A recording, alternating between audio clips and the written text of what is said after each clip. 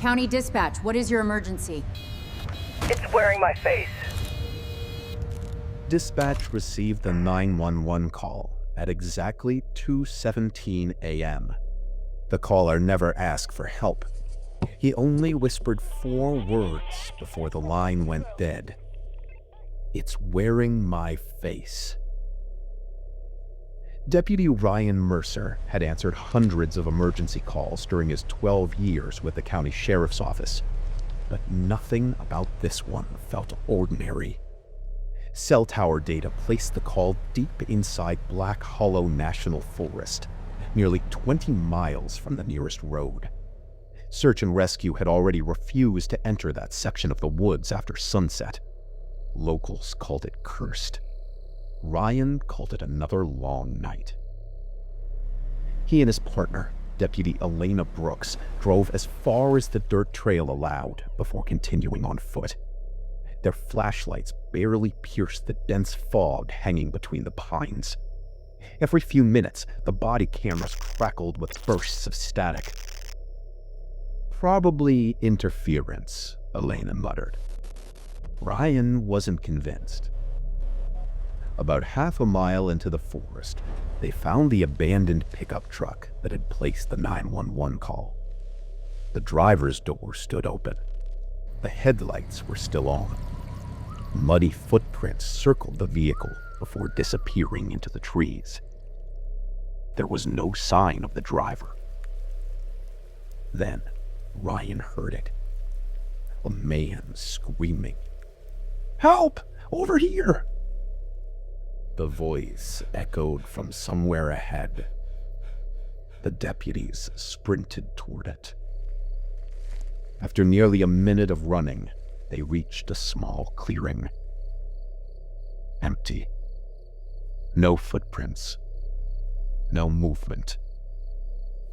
Only silence.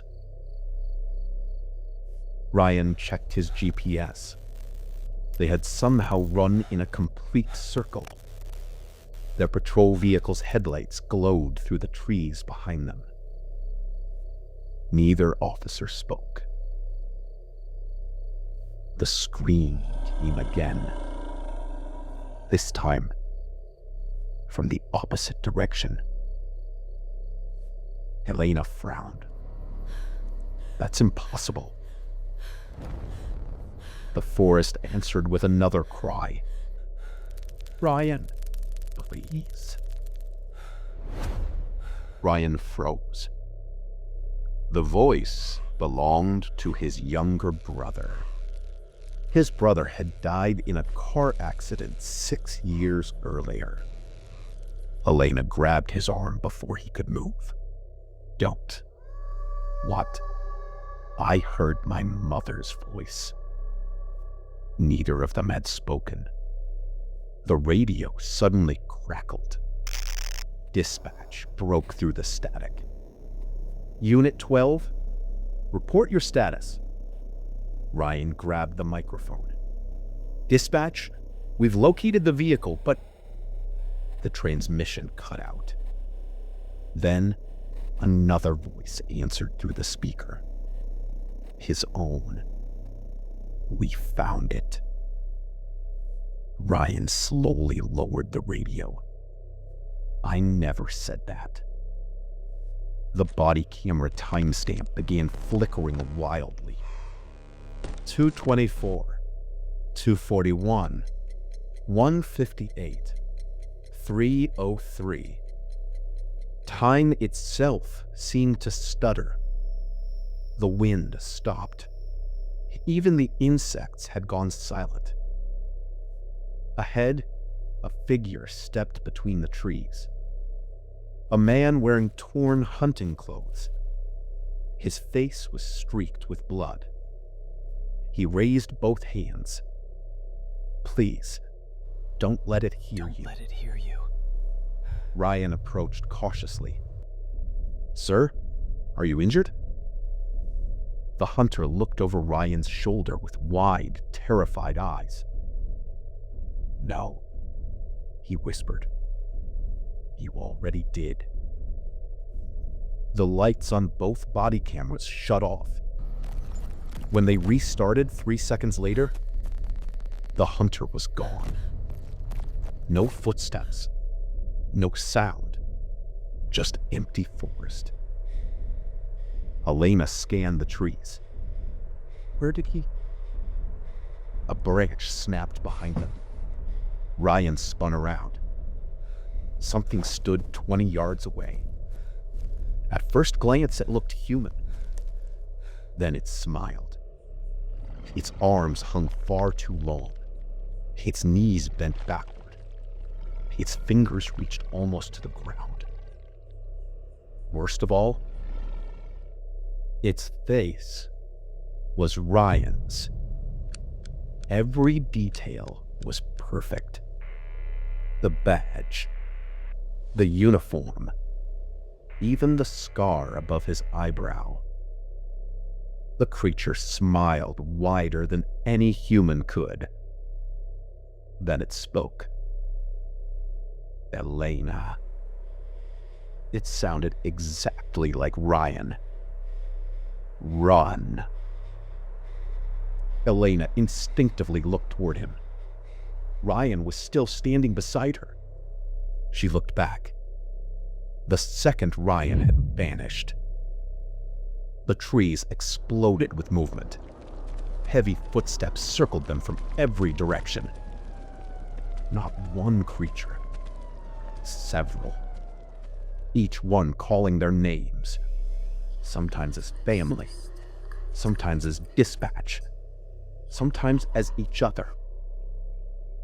The deputies backed together. Ryan drew his service weapon. The beam of his flashlight landed on another figure standing between the trees.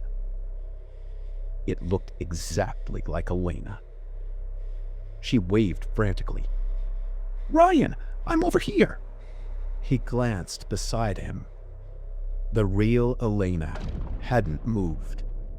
The fake one smiled. Its jaw slowly stretched downward until it split nearly to its chest.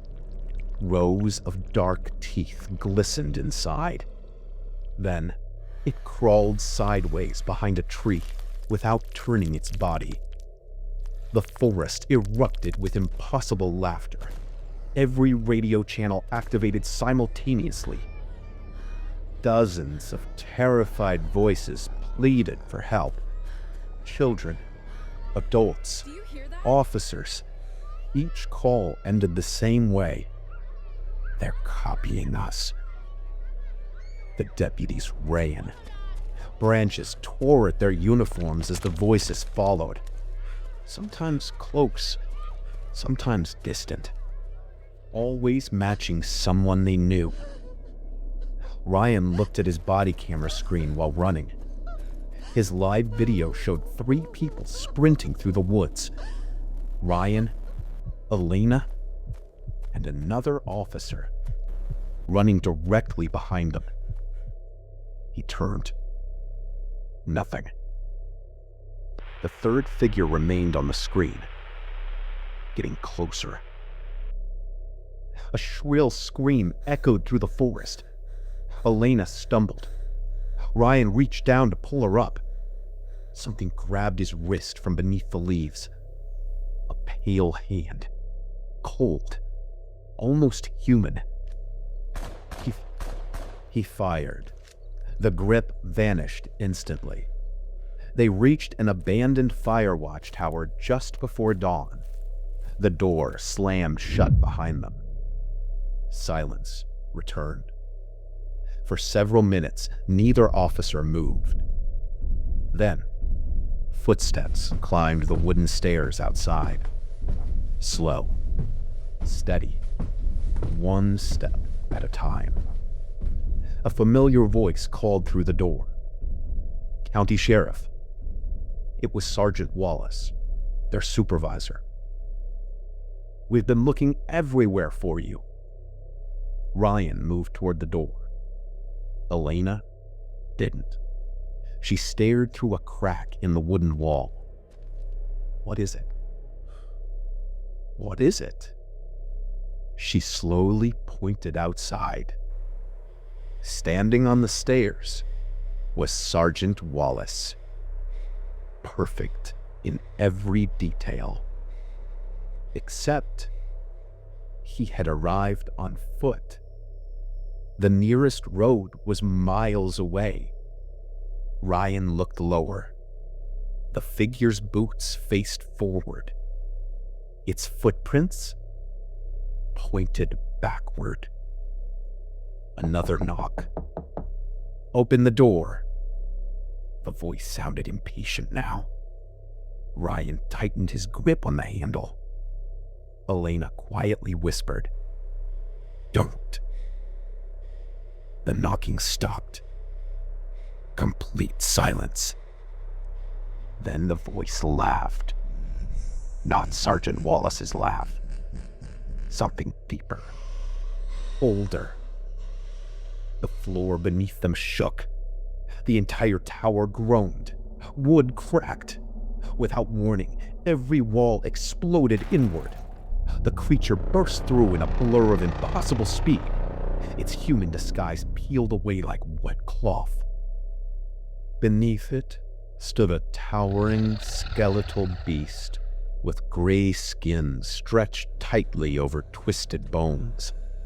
Antlers rose from its head, and its glowing eyes reflected every flashlight beam in the room. Human faces rippled beneath its skin, silently screaming before disappearing again. Ryan fired until his pistol clicked empty. The creature didn't flinch. It only smiled. Then it vanished into the darkness. The first rays of sunlight broke across the trees. The forest became still. Search teams arrived an hour later after finally locating the deputy's emergency beacon. The fire tower stood empty. Ryan was found unconscious beneath it. Elena was gone. Despite weeks of searching, investigators never recovered her body. The official report blamed a bear attack combined with exposure and disorientation. Ryan resigned 6 months later. He never spoke publicly about Black Hollow. Years later, the sheriff's department released fragments of the deputy's body camera footage after a public records request. Most of the video was corrupted, but the final 23 seconds remained intact. Ryan is seen standing alone in the forest, calling Elena's name. Behind him, someone wearing Elena's face slowly steps out from the trees. She smiles directly into the camera. Then, without moving her lips, a voice whispers from the recording. We're getting better at looking human. No one has been able to explain why the department immediately classified the footage, or why every officer who reviewed the original recording requested a permanent transfer out of Black Hollow County. If this story kept you awake, subscribe to Whisper Index, because some mysteries are better left unsolved.